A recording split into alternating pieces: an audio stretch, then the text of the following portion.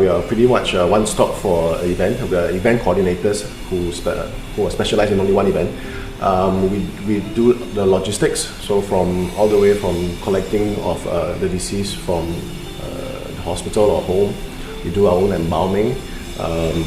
We provide the casket and setting up of the altars, the venue, from catering to security to valet parking to booking of the cremation or burial, to even where the ashes is going to be placed and some of the prayers. So we provide some of the religious aspects as well. So it's pretty much a comprehensive coverage of the whole event. When engaging a funeral provider, the most important needs is that we need to find the person that is going to use the service. Especially, in the sense is that, of course, it could be an elderly. That we need to find out what is his wish. Whether he wants this is the right or not. Sometimes the children, even though they can afford, they do very elaborate. But at the end of the day, the question now is that they have a sense of guilt. Did we do enough? Is this what exactly he wants? So the best way to find out is to ask the person, wow, he's still around.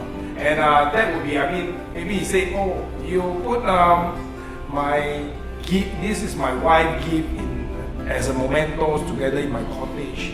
Some of the things is those little things that touches the heart. That is very important.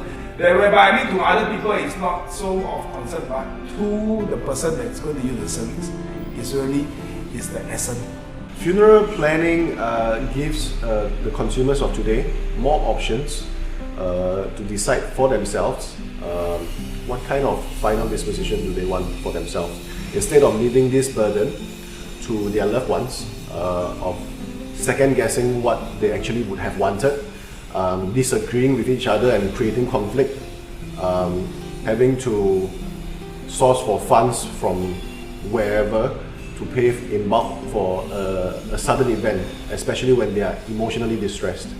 So these are the problems that they would have to face, and every customer face until pre-arrangement is available to them.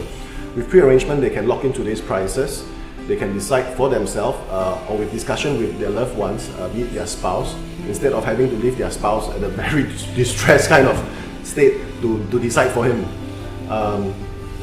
What kind of final disposition, what kind of funeral rites, small details. You have more time to customize and highlight the important things in your life that you want to celebrate.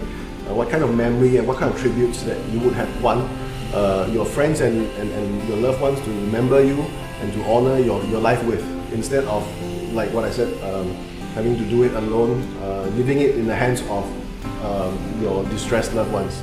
Currently, what we see that the funeral industry in Singapore is being commoditized, where everybody is providing the same thing, the same package. Everybody is basically the same. You would go to somebody who you heard before, or somebody introduced to you, but you are expecting the same thing.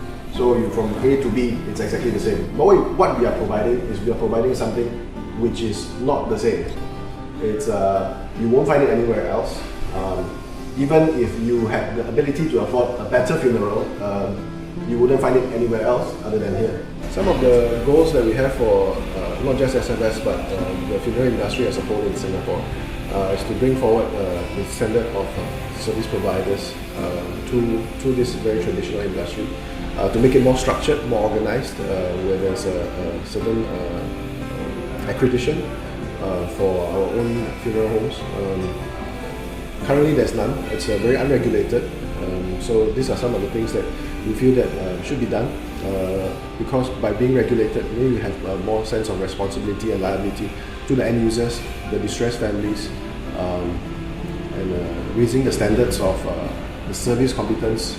For example, currently we are training our staff with basic GEMS courses, which we feel that as a service industry, it's very important because they're going to be in contact with the customers.